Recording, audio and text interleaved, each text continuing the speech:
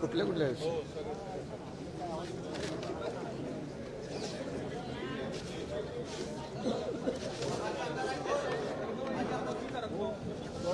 अरे ह्याच्यातलं आहे ना सीओडी जे आहेत ना ते पण केले ना म्हणजे डिफेन्सच्या जागा जू आणि ते तो कागद ते पण हां ते लास्टला घेतो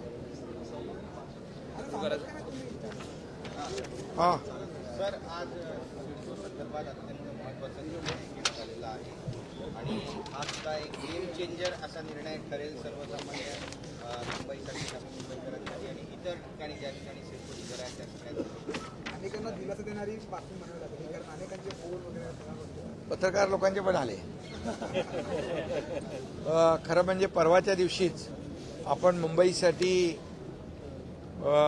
काही ऐतिहासिक निर्णय घेतले पागडी मुक्त मुंबई आणि त्याचबरोबर सर्वांना जवळपास 20,000 इमारतींना ओसी देण्याचा निर्णय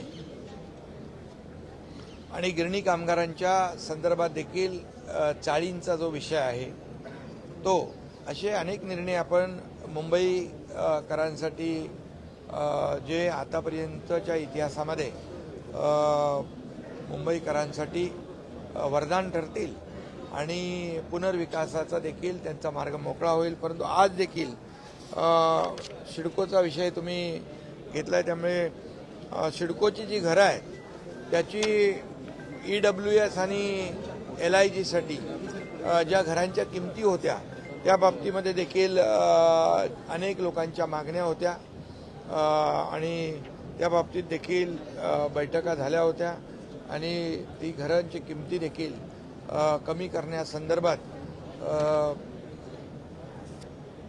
एक विधान परिषदेतील आमदार विक्रांत पाटील आणि शशिकांत शिंदे आणि इतर लोकांच्या बरोबर देखील चर्चा बैठक झाली होती आणि इतरही आपल्या नागरिकांची मागणी गेल्या अनेक वर्षापासून होती की सिडकोची घरं त्याचे दर कमी करा आणि आजच्या ह्याच्यामध्ये आपण 10% त्या घरांमध्ये रकमेमध्ये सवलत देण्याचा निर्णय घेतला जेणेकरून नव्या मुंबईमध्ये जवळपास 17,000 घरं या घरांमध्ये जे लॉटरीच्या माध्यमातून लॉटरी निघेल त्या 10% रक्कम कमी करण्याचा निर्णय आम्ही घेतला आहे. जसं आदरणीय प्रधानमंत्री महोदयांचं जे संकल्पना आहे हाऊसिंग फॉर ऑल त्या संदर्भामध्ये देखील म्हणजे याचा फायदा होईल आणि लोकांना परवडणाऱ्या दरांमध्ये चांगली घरं मिळतील. त्यामुळे हा एक निर्णय लोकांसाठी फायद्याचा आहे. त्याचबरोबर आज मुंबई झोपडपट्टी मुक्त करण्यासाठी देखील सरकारने मोठं पाऊल उचललेलं आहे. मुंबईमध्ये 50 एकरापेक्षा जास्तीच्या भूखंडावर क्लस्टर योजना राबवतोय आपण. SRAमध्ये क्लस्टर योजना राबवत असताना ती क्लस्टर योजना म्हणजे काय तर एक मोठी अशी सिटी विदिन डेव्हलप सिटी असं आपण म्हणावं लागेल. कारण मोठा एरिया आल्यामुळे मोठे रस्ते होणार, तिथे गार्डन होणार, तिथे मुलांना खेळायला बगीचा, ग्राउंड, पार्किंग, क्लब हाऊस, आरोग्याच्या सुविधा, शिक्षणाच्या सुविधा या सगळ्या सुविधा त्यामध्ये मिळतील आणि लोकांचं जीवनमान जे आहे हे उंचावलं जाईल या क्लस्टरच्या माध्यमातून. आणि पहिल्या टप्प्यामध्ये आम्ही 17 प्रकल्पांची निवड केलेली आहे. त्यामध्ये काही नावं मी सांगतो. ओशिवरा आहे, गोवंडी आहे, चिता कॅम्प आहे, टागोर नगर आदी ठिकाणी या योजना आम्ही राबवतोय. आणि सगळ्यात महत्त्वाचं म्हणजे रमाबाई आंबेडकर नगर घाटकोपर 17,000 घरांचं आपण क्लस्टर करतोय आणि त्याला SRA आणि MMRDA यांनी सुरुवात देखील केलेली आहे. आणि तिथं त्यांना असं वाटलं होतं की 20-25 वर्षापासून भाडंही मिळत नाही, घरंही मिळत नाही, डेव्हलपरही गेलाय सोडून. मग अशा ठिकाणी 137 कोटी रुपयाचं भाडं त्या ठिकाणी SRAने दिलं. मी स्वतः जाऊन चेक वाटप केलेलं आहे. आणि त्यामुळे रमाबाई आंबेडकर नगर हे क्लस्टर सुरू झालेलं आहे. ठाण्यामध्ये 5 क्लस्टर सुरू झालेले आहेत आणि त्यामुळे ही 17 क्लस्टर जी आहेत ही देखील युद्ध पातळीवर सुरू होतील. आणि यामध्ये आम्ही ज्या आपल्या शासकीय प्राधिकरणं आहेत जसं MMRD आहे, सिडको आहे, म्हाडा आहे, त्याचबरोबर MSRDC आहे, MIDC आहे, BMC आहे, इत्यादी ज्या प्राधिकरणं आहेत त्यांना देखील त्याच्यामध्ये जेवीमध्ये घेतोय, जेणेकरून त्यांना फंड रेज करणं सोपं होईल आणि लोकांचा एक विश्वास देखील या आपल्या शासकीय प्राधिकरणं असल्यामुळे वाढेल. आणि म्हणून मोठ्या प्रमाणावर टप्प्याटप्प्याने आपण ह्या योजना राबवतोय. त्यामुळे खऱ्या अर्थाने बाळासाहेबांचं जे स्वप्न होतं 40 लाख लोकांना घरं देण्याचं, त्याचं एक पाऊल आपण टाकलेलं आहे असं म्हटलं तर वावगं ठरणार नाही. त्याचबरोबर SRA अभय योजनेला 31 डिसेंबर 2026 पर्यंत आपण मुदतवाढ दिलेली आहे. ती अभय योजना तिची मुदत संपली होती.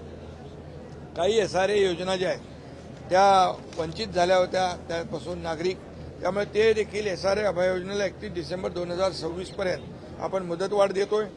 SRA प्रकल्प आता मोठ्या प्रमाणावर सुरू होतील. त्याच्या तक्रारी त्याच्या 2000च्या वरती काहीतरी केसेस आहेत. त्यामुळे ह्याचा जलद निपटारा करण्यासाठी AGRC जे आहे त्याची देखील संख्या वाढवण्याचा निर्णय घेतला आहे, जेणेकरून जे केसेस सुरू आहेत या केसेस तात्काळ युद्ध पातळीवर सोडवता येतील आणि लोकांना मोठ्या प्रमाणावर दिलासा मिळेल आणि पुनर्विकासाचा मार्ग जो आहे मोकळा होईल. म्हाडाच्या ओसीसाठी देखील अभय योजना जी होती त्याला देखील आपण 31 डिसेंबर 2026 पर्यंत 1 वर्षाची मुदतवाढ दिलेली आहे.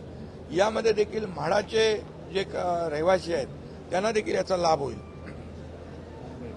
त्याचबरोबर मुंबई महापालिकेच्या लीज प्लॉटवर महापालिकेच्या कर्मचाऱ्यांची जी घरं आहेत ती घरं 83 अशा वसाहती आहेत, 83 प्लॉट आहेत आणि त्याकरिता देखील जे काय प्रीमियममध्ये सवलत देणं, इतर जे काही इन्सेंटिव्ह FSI देणं, यासाठी मुंबई महापालिका आयुक्तांना प्रस्ताव तयार करण्याच्या सूचना मी दिलेल्या आहेत, जेणेकरून सफाई कर्मचाऱ्यांच्या वसाहती आहेत, इतर कर्मचाऱ्यांच्या वसाहती आहेत, या सर्व कर्मचाऱ्यांना त्या ठिकाणी पुनर्विकासामुळे न्याय मिळेल आणि चांगली घरं मिळतील. त्याचबरोबर फनेल झोनचा जो रखडलेला प्रश्न होता, आता मुख्यमंत्री महोदयांनी खालच्या सभागृहात देखील त्याच्यावर सुतोवाच केलं होतं म्हणून निवेदनामध्ये. रखडलेल्या इमारतींचा पुनर्विकास जे फनेल झोन आहे, फनेल झोनमध्ये जे हाईट रेस्ट्रिक्शन आहे त्या हाईट रेस्ट्रिक्शनमुळे त्यांना पूर्ण FSI वापरता येत नाही आणि तो FSI वापरता न आल्यामुळे पुनर्विकासाला खीळ बसलेली आहे. आणि म्हणून या ठिकाणी जसं पुन्हा एकदा मी सांगतो, प्रधानमंत्री महोदयांचं हाऊसिंग फॉर ऑल हे जे काही स्वप्न आहे, संकल्पना आहे, त्याला एक गती देण्यासाठी आम्ही इथं जे पुनर्विकासाच्या योग्य ज्या इमारती आहेत, धोकादायक आहेत, त्यांना वाढीव FSI देतो. EWSला 300 चौरस फूटपर्यंतचा FSI विनामूल्य प्रदान करण्यात येणार आहे. त्याचबरोबर LIGमध्ये 600 चौरस फूटपर्यंतच्या सदनिकांना पुनर्बांधणीसाठी विनाशुल्क व्हावी यासाठी देखील या योजनेमध्ये तरतूद केलेली आहे.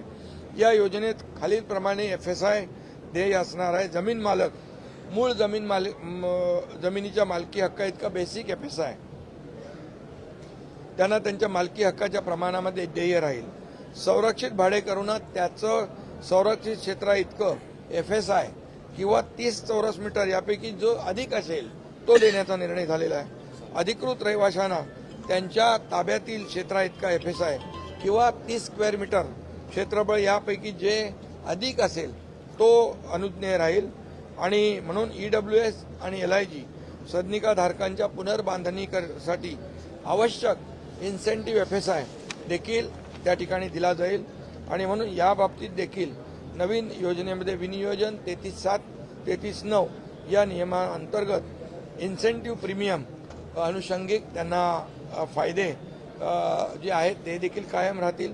आणि त्यामुळे या ठिकाणी फनेलमध्ये जे लागू केलेले नियम आहेत तेच नियम डिफेन्ससाठी देखील डिफेन्सच्या जागेमध्ये असलेली ज्या काही इमारती आहेत, रहिवासी आहेत, त्यांना देखील या फनेल झोनच्या धोरणाचा फायदा होईल आणि त्यांचा देखील पुनर्विकासाचा मार्ग मोकळा होईल, जेणेकरून मुंबईमध्ये आता कुठल्याही इमारतींचा पुनर्विकास थांबणार नाही आणि पुनर्विकासाचे जे अडथळे होते ते आपण दूर केलेले आहेत.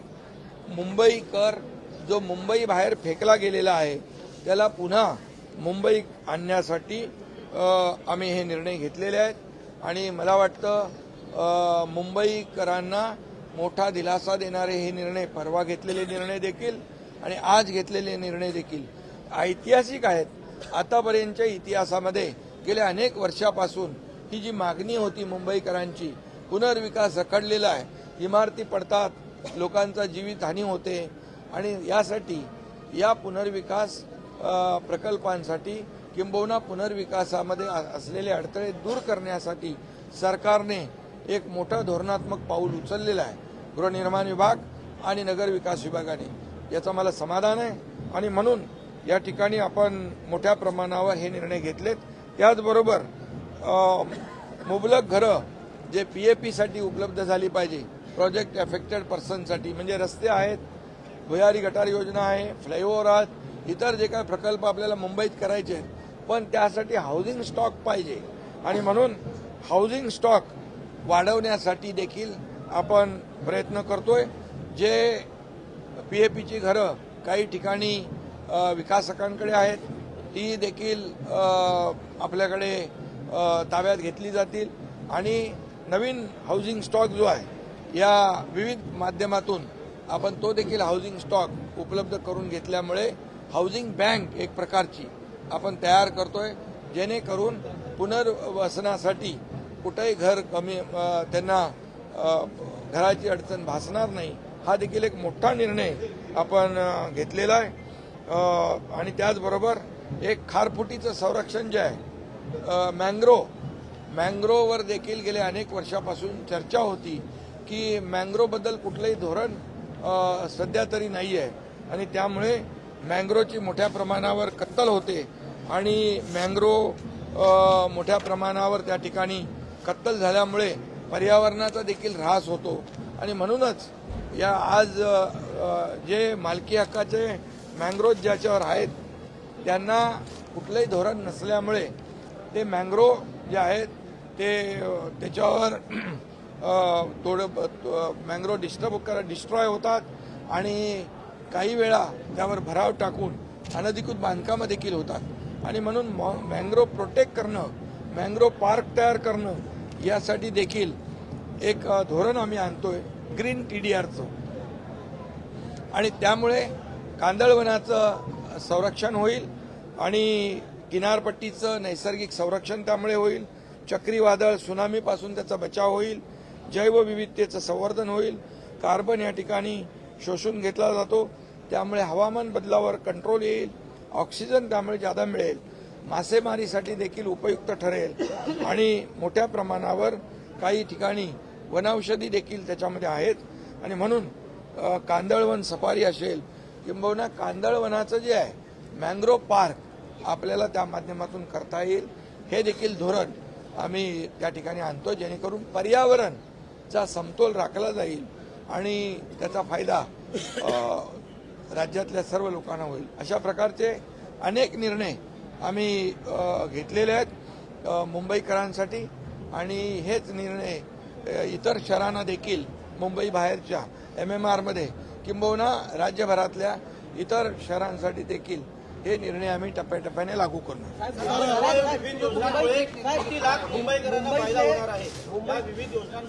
मुंबईच्या पागडी सिस्टमचा जो प्रश्न आहे तो खूप जटिल आहे आणि भाडेकरू आणि घरमालक 20,000 इमारती म्हणजे एका इमारतीमध्ये 20 फ्लॅट असतील तर 4 लाख घरं झाली आणि 4 लाख घरांमध्ये माणसं किती राहतात ते बघा आणि त्याचबरोबर या लोकांची ओशी अडकली होती त्यांचा पुनर्विकासाचा मार्ग मोकळा होतोय आणि जवळपास पागडी आणि मालक अशी 28,000 खटले दाखल आहेत आणि त्यामुळे 28,000 फ्लॅट धारक आहेत, इमारती म्हणजे 28,000 केसेस आहेत. त्याच्यामध्ये देखील 13,000 इमारती आहेत. 13,000 इमारतीचा देखील पागडी आणि मालकी हक्काचा जो निर्णय आम्ही घेतलेला आहे पागडी मुक्त मुंबई, त्याच्यामुळे लाखो लोकांना, जवळपास 20 ते 25 लाख लोकांना याचा फायदा होईल. सर, सिडकोच्या बाबतीत तुम्ही जी घोषणा केली ना, कॉर्पस फंड वाढवण्याचा 40,000 तो 1 लाखापर्यंत कॉर्पस फंड आणि सोलार पॅनलचा सुद्धा बसवणं, तो देखील त्याचा फायदा कसा असणार आहे? तो देखील कॉर्पस फंड SRA मध्ये वाढवल्यामुळे नागरिकांना एक प्रकारचा फायदा होईल आणि सोलरमुळे देखील जे काय बाकी कॉमन आपण वापरतो वीज ती फ्री होऊन जाईल यामुळे आणि मेंटेनन्स फ्री होईल, मेंटेनन्स निघेल, ह्या सगळ्या म्हणजे मेंटेनन्स फ्री त्या भागातल्या नागरिकांना मोठा दिलासा मिळेल. शिंदे साहेब, तुम्ही सिडको बद्दलची पहिली घोषणा केली, तो 17,000 घरांचा प्रश्न मिटतोय, मात्र जवळपास 65,000 घरं आता निर्माणाधीन आहेत. दुसरी गोष्ट, जी लँड कॉस्ट पकडली जाते सिडकोकडून, जी नो प्रॉफिटवरती काम करण्याची गरज आहे, ही कॉस्ट ऑलरेडी वेगवेगळ्या ठिकाणाहून सिडकोने वसूल केलेली असते, त्यामुळे या घरांच्या किमती खूप एक मिनिट फक्त एकच आहे. मग असे ते मी राहून गेलं, जे फनेल झोनमध्ये विमान एरिया आहेच, परंतु त्याचबरोबर या नवीन योजनेमुळे जुहू मिलिटरी परिसर आणि कांदिवली मालाड COD परिसर या इथल्या लोकांना देखील मोठा दिलासा मिळेल. त्यांचेही रिडेव्हलपमेंटचे प्रकल्प थांबलेत, त्यांना न्याय मिळेल. हा थांबला. शिंदे साहेब, हेच विचारतो की 17,000 घरांना जरी आता फायदा होत असला तरी 65,000 घरं जवळपास निर्माणीन आहेत.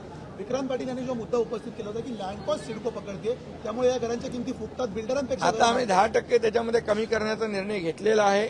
शेवटी सरकार सर्वसामान्यांचं आहे आणि म्हणून लँड कॉस्ट आणि इतर ज्या काही बाबी आहेत त्या जेवढ्या कमी करता येतील आणि त्या ग्राहकांवर त्याचा भुर्दंड पडू नये यासाठी देखील आम्ही याच्या पुढे, हा तर निर्णय एका ह्याच्यासाठी घेतलाय, पण यापुढे देखील जितक्या कमीत कमी किमतीमध्ये सिडकोची घरं मिळतील, भाडाची घरं मिळतील, त्याचा विचार आम्ही नक्की करणार.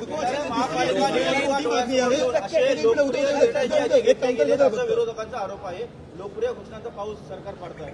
हे घोषणांचा पाऊस नाही आहे, ही अंमलबजावणी आहे. ही गेल्या अनेक वर्ष ज्यांनी केलं नाही, आता ते जर असं मला काय म्हणाले ते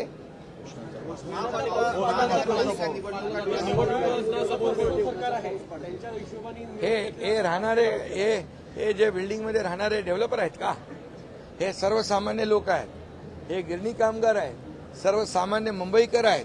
या लोकांच्यामुळेच मुंबईकर गेला नाला सोपाऱ्याला, गेला वसईला, इकडे गेला बदलापूर, अंबरनाथ, वांगणीला, त्यांना आम्हाला पुन्हा मुंबईत आणायचं आहे आणि म्हणूनच आम्ही ही योजना केलेली आहे. जे बाळासाहेबांचं स्वप्न विसरले ते आम्ही बाळासाहेबांच्या स्वप्नाची पूर्तता करतोय आणि प्रधानमंत्री नरेंद्र मोदीजी यांचं सर्वांसाठी घरं हे जे धोरण आहे त्याची आम्ही अंमलबजावणी करतोय. ज्यांनी मुंबई विकली ते आमच्यावर काय आरोप करणार. गेले अनेक वर्ष मुंबईमध्ये दिल्या का सुविधा, आम्ही मुंबई टिकवतोय, मुंबई टिकवली आणि या सगळ्या लोकांना आम्ही पुन्हा मुंबईमध्ये आणण्याचा जो आमचा मानस आहे तो आमचा हेतू स्पष्ट आहे. निवडणुका डोळ्यासमोर ठेवून आम्ही कुठलाही निर्णय घेतलेला नाही, घेणार नाही, कारण शेवटी मुंबईकर सुज्ञ आहे. मी जेव्हा मुख्यमंत्री झालो तेव्हा देवेंद्रजींनी आम्ही या मुंबईसाठी जे निर्णय घेतले कॉन्क्रिटायझेशनचे, का घेतले नाही तुम्ही? का खड्ड्यातला प्रवास लोकांना दिला? का लोकांचे बळी घेतले? का त्याच्यामध्ये करप्शन केलं? हे आम्हाला सांगा. आणि त्यामुळे डांबराचे रस्ते आता बिलकुल नाहीत.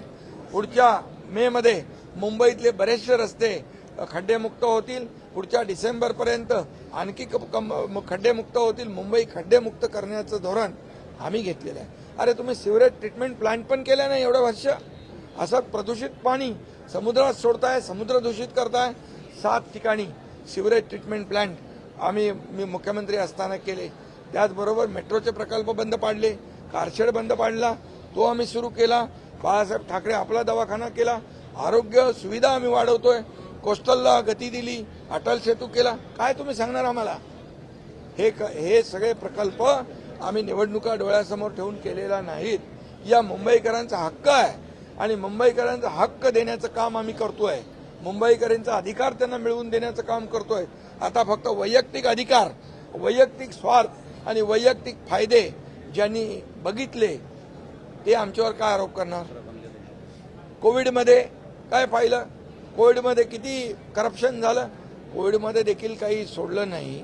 त्यांनी आमच्यावर आरोप करणं म्हणजे उलटा चोर कोतवाल को डाटे ऐसा हो गया है. जर विरोधी पक्ष नेतेपद दिलं नाही तर मग उपमुख्यमंत्रीपद पण सोडा अशी मागणी उद्धव ठाकरे असंवैधानिक पद आहे. असंवैधानिक पद मुख्यमंत्रीपद अरे अरायवल आणि डिपार्चर झालं का? अरे मी मुख्यमंत्री होतो तेव्हाही ते असंच म्हणायचे मुख्यमंत्रीपद घटनाबाह्य आहे. आता त्यांच्या सरकारमध्ये अजितदादा कोण होते? डोंबिवलीतला एक महत्वाचा प्रश्न आहे साहेब, डोंबिवलीतला एक महत्वाचा प्रश्न आहे. सामाजिक न्याय विभागाचा निधी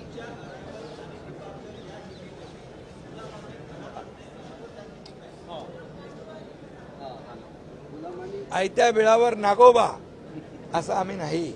आम्ही मेहनत करतो आणि संघर्ष करून आम्ही इथं आलेलो आहे. एक शाखा प्रमुख ते मुख्यमंत्री, एक शेतकऱ्याचा मुलगा ते मुख्यमंत्री. हे हजम झालं नाही, अजूनही होत नाही, अजूनही पोटदुखी आहे. बाळासाहेब ठाकरे आपला दवाखाना आम्ही त्यांच्यासाठी काढलाय, मोफत फ्री ट्रीटमेंट, पण पोटदुखी जात नाही. त्यांना तुम्हीच आता जमाल गोटा द्या.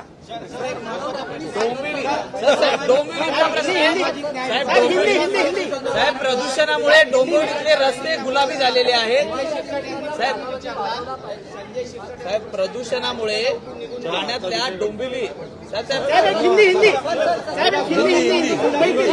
हिंदी बोलो. जो निर्णय आज आपने लिए हैं वो निर्णय चुनाव मद्देनजर आपने लिए है ऐसा विपक्ष कह रहा है और विदर्भ में अधिवेशन है, सुनो विदर्भ के लिए एक मिनट. विपक्ष ने ऐसा बोलना उनको नैतिक अधिकार है क्या? मुंबई में कितने सालों से सरकार में वो है. मुंबई में आज मुंबई करो के लिए पगड़ी मुक्त मुंबई, ओसी बिल्डिंग को नहीं, उनको 20,000 घरों फ्लैट 20,000 बिल्डिंग को ओसी देने का ऐतिहासिक निर्णय हमने लिया है. आज भी कई निर्णय लिए यहाँ पर. एसआरए क्लस्टर का निर्णय लिया है, कई ये मैंग्रोव का लिया है, ये फनेल जोन का निर्णय लिया है. ये पूरी तरह यहाँ पर मुंबई का विकास जो रुका पड़ा था, मुंबई का पुनर्विकास नहीं हो रहा था, इसको हमने सरकार ने आगे बढ़ाया है. और मुंबई अब भी जैसे निर्णय हमने लिए हैं, जैसे हमारे हिंदू हृदय सम्राट बाला साहब ठाकरे जी कहते थे 40 लाख लोगों को मुंबई में घर दे दो. क्या किया आपने? वो हम कर रहे हैं. आज मुंबई में एसआरए का क्लस्टर कर रहे हैं. 17,000 घरों का ये रमाबाई अंबेडकर कॉलोनी का प्रोजेक्ट शुरू हो गया. एसआरए और एमएमआरडी के माध्यम से 17 हमने ये ऐसे प्रकल्प एसआरए क्लस्टर किए हैं जिसके वजह से लाखों मुंबईकरों को घर मिलेंगे. तो ये जो इतने बड़े बड़े निर्णय लिए हैं, अभी मुंबई वासियों को जिनके वजह से मुंबई के बाहर जाना पड़ा, नाला सोपारा जाना पड़ा, मराठी मुंबईकरों को ये अंबरनाथ बदलापुर जाना पड़ा, उनको हम फिर मुंबई में लाने वाले हैं.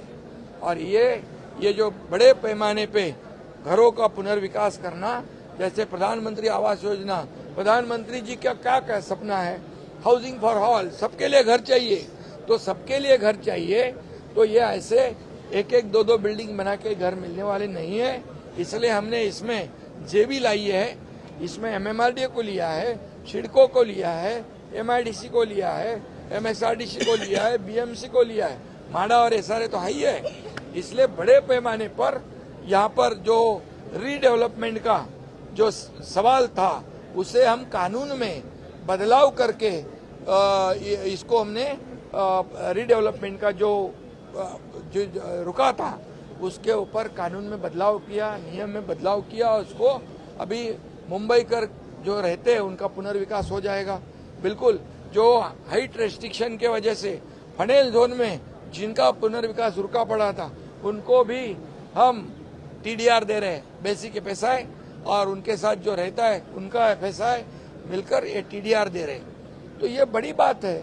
और जिस डिफेंस से बाधित है उनको भी हम ये फनेल जोन का नियम लागू कर रहे हैं, ताकि अभी मुंबई में किसी भी तरह का रीडेवलपमेंट का प्रोजेक्ट रुकेगा नहीं और बिल्डिंग गिरकर लोगों की मौत नहीं होगी। इसीलिए सरकार ने ये निर्णय लिया है। अभी विपक्ष को क्या कहना है मुझे नहीं मालूम, वो कहते रहेंगे, हम काम करते रहेंगे। सर, विदर्भ को क्या मिला? सर, विदर्भ में अधिवेशन है। शिवसेनेचा उल्लेख सातत्याने